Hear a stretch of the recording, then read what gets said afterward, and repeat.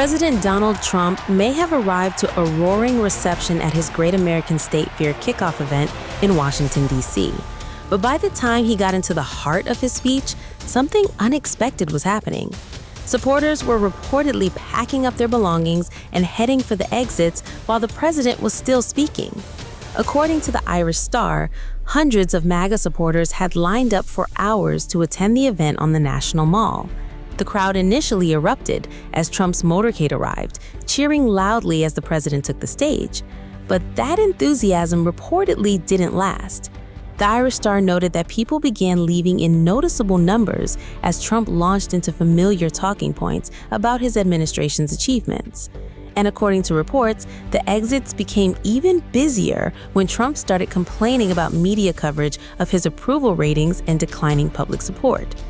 Social media users wasted little time reacting to the images and videos circulating online. One critic wrote, quote, "Boring, lying speech he repeats 1,000,000 times, leave and beat the traffic." Another posted, quote, "Imagine showing up just to waste your time listening to a pedophile make up stories." A third user mocked the crowd, writing, quote, "Seriously, what did they think they were going to get?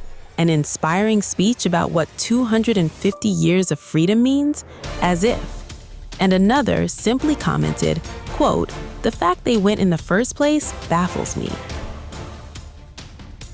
The event itself was already surrounded by controversy long before Trump took the stage.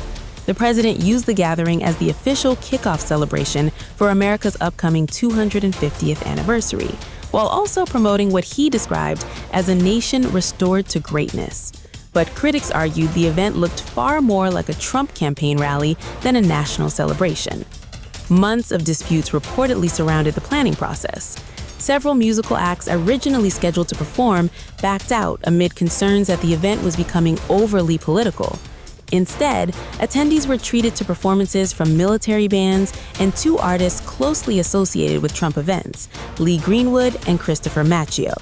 And during the event, Trump also delivered a lengthy speech outlining his vision for America and reflecting on his administration's accomplishments.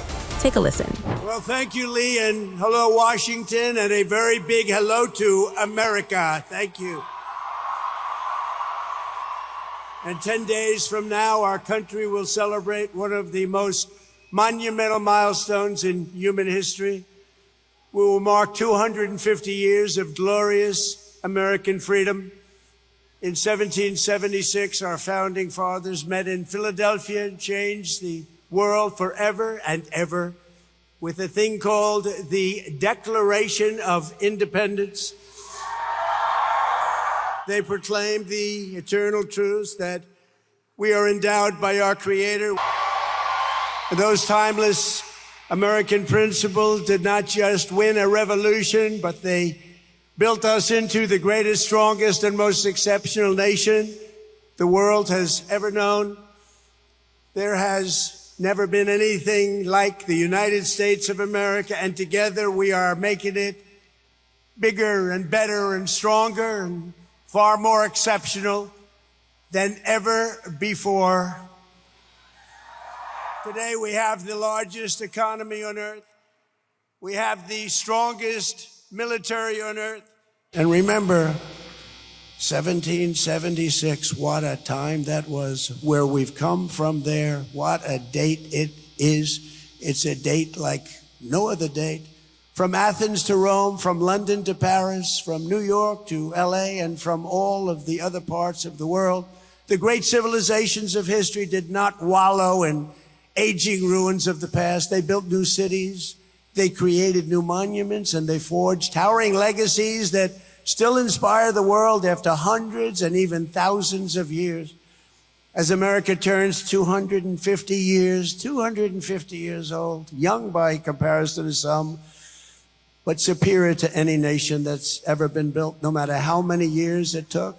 We are the inheritors of these incredible traditions. We are the ones who are carrying forward the light of Western civilization, because this is the very beginning of the golden age of America. We're in the golden age. There's never been an age like this. There's never been an age like this. This anniversary is a time to be proud of our past, but It is also a time to lift our sights, expand our ambitions, and raise our expectations of what America can be. We will leave our children nothing less than the richest inheritance, most advanced civilization, and highest standard of living in human history. There's never been anything like it. But with all of that being said, the best is yet to come. Best is yet to come. I'm very pleased to be joined tonight by our great Speaker of the House, Mike Johnson. Mike. And tonight, right here on the National Mall, we are beginning the most unforgettable birthday party any country has ever seen. Oh, you're going to have a good time. You're going to have a good time. This evening, it's my honor to officially kick off the celebration with the Great American State Fair. It's going to be great. It's going to be unbelievable. As you know very well, a short time ago, we were a dead country. We were dead. But we're going to have special performances, patriotic music, high-tech demonstrations, unique exhibitions, a FIFA fan zone, which is great, and it really has been big stuff, and even an old-fashioned rodeo. I love rodeo. I don't know how they do it. I don't know how they do it. Then on July 4th, we will have the greatest show of all on the National Mall. Your favorite president will be speaking. So please show up.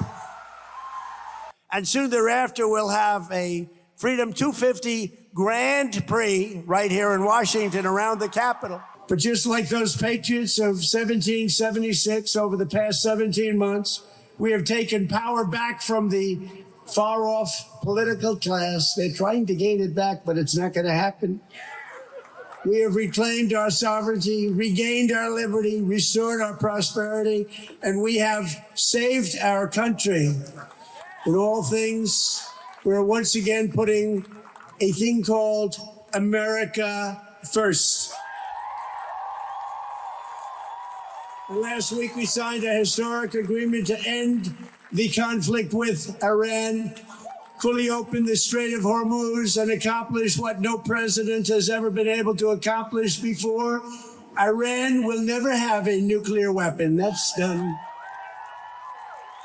And thanks to the power and skill of the United States Armed Forces, today Iran has no Navy, no Air Force, no anti-aircraft capacity, no missile launches, no manufacturing, and their leadership has been obliterated. And for the first time in 3,000 years, we are finally going to have peace in the Middle East. We're going to have peace in the Middle East.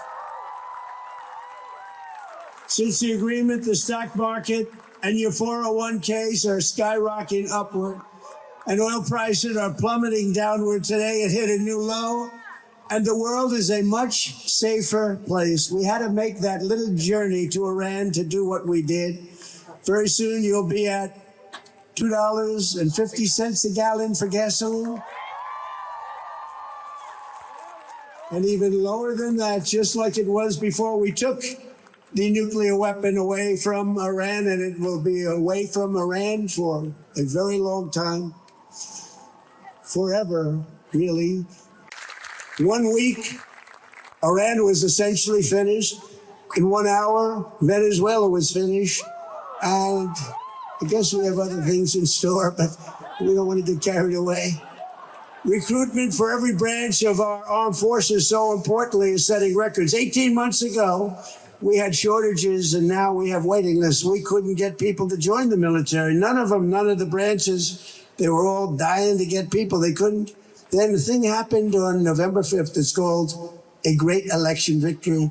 And from that moment on, now you can't even get into the military. We have waiting lists to get into the military and to become policemen and to become firemen. It's really fantastic what's happened. The spirit in this country is like from a different planet from what it was a year and a half ago. In a flawless and breathtaking operation earlier this year, America's armed forces captured the outlaw dictator of Venezuela, Nicolas Maduro, and brought him back to face American justice. One of the great military raids in history, if you remember. Since the agreement, the stock market and your 401ks are skyrocketing upward, and oil prices are plummeting downward. Today, it hit a new low. And the reflecting pool that you've heard so much about, which is so incredible, it's been gruesomely vandalized by thugs, bad people. But soon, we'll be looking as beautiful as it looked just 2 weeks ago. In fact, I looked at it just a little while ago. It looks perfect already. But we're fixing it. The vandals got to it. They've largely been caught and are being prosecuted. We can't let that happen to our country. Can't let that happen. But it looks beautiful. Under the Trump administration, America is once again a nation of self-respect, dignity, and pride. Under our leadership, America will also be a nation that dares to dream and to build again. We want to build again and dream again. The American dream is alive again. That's something that nobody thought they'd be saying when you went through that last 4 years of incompetence.